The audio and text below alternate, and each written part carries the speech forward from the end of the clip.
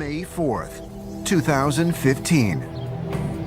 A tourist visiting the ancient pyramid complex of Teotihuacan takes a photograph featuring the Pyramid of the Sun.